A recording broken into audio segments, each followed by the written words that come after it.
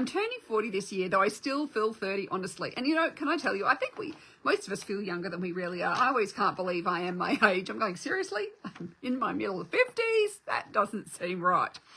I have an 18-month-old baby, and I just feel like my style is a huge mum rut.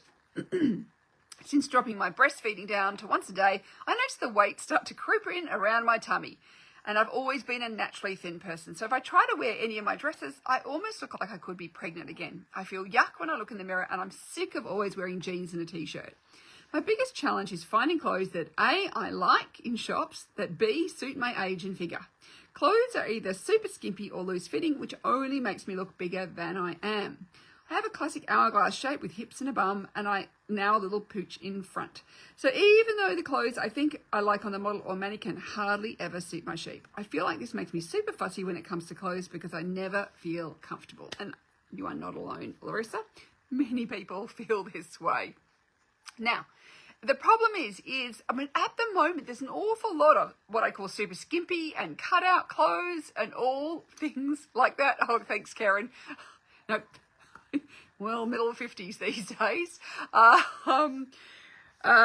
So there are a lot of clothes that just are not going to be for you. You just got to ignore the super skimpy, the too short, the cutout sides. I look at all these clothes with the cutouts around the waist, and I think, like, I've never wanted to wear anything where, that my waist shows like that.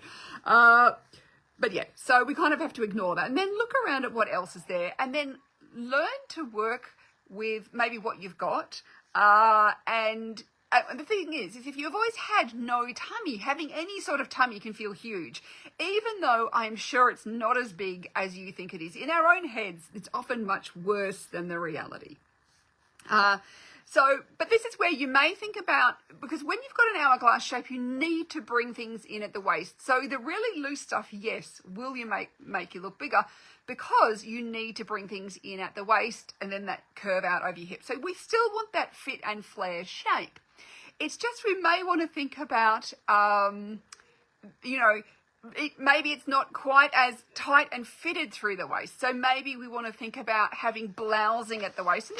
And it's funny, I was talking to a client yesterday, and she's a similar age to me, and I was saying, you can tuck that top. She has a waisted shape. And we're talking about some tops she bought, and I'm going, can tuck that one? She goes, I've never thought about tucking. Is tucking back in? I'm going, yeah, it is. Tucking is back in. So for those of us who are similar age to me, like, we tucked in the early 90s. By the late 90s, we'd stopped tucking, and really we haven't done much tucking. And then we kind of started getting half tucks, but the full tuck is back again in fashion. So if you have a waisted shape, this is fantastic. This is something you can completely embrace again. But this is where the tuck and then blouse, when you blouse over the top, what that does, particularly if you've got a bit of a poochy tummy, you will then find that covers that bit of tummy up. And so you're still bringing in the waist, it's still suiting your shape, but it is not as harsh as if it's tightly tucked in, or if your clothes are really tight through the middle. And this is where too, it's looking for shirts and blouses potentially that come in at the waist, but still have a little bit of volume there, a little bit of softness to them in the fabric. So that would be something else I would be looking at for you. And this is where too, I think this is why so many women start sewing for themselves, is because they're sick of not being able to find anything they actually want. That is also something. And I spend hours shopping for clients, and it's interesting where I can go through, department store after department store, thousands and thousands of garments, and yet maybe find 5 things that I think will be good for that one person. And so you are not alone. You are just discerning, and that's great. Not everything out there is supposed to work for you. So I think one of the things we have this assumption is because there is so much that we have the choice of all of it, when in fact, really we have a choice of a very select small amount that's really going to work for us at any one time. So I think part of it is actually letting go, is like, it's lowering our expectations. I have a friend who is a, what's it called? She helps parent. She's a parenting coach.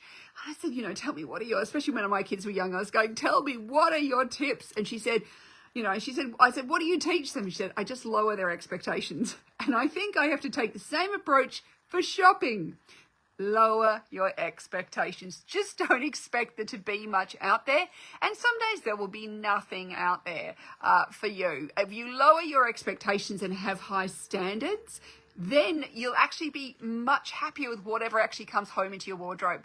I don't want you to have a wardrobe full of stuff that's it'll do and not quite right and, the least worst thing. That doesn't make you happy, and it's a waste of money, and it's bad for the environment, and it's bad for you. It's bad for your style. What we really want to do is to lower your expectations and raise your standards. So when you do rate it an 8, 9 or 10 out of 10, when you do know it works because you've got your style fundamentals sorted, you know what actually works for you, you know what you're really looking for, then when you find that thing, you go, wow, that's the thing. And then you'll get it home and you'll love it and you'll feel great wearing it. But it's going to take time. It's going to take a bit more effort. It's not as easy as just going out and buying anything that kind of works and gets on your body.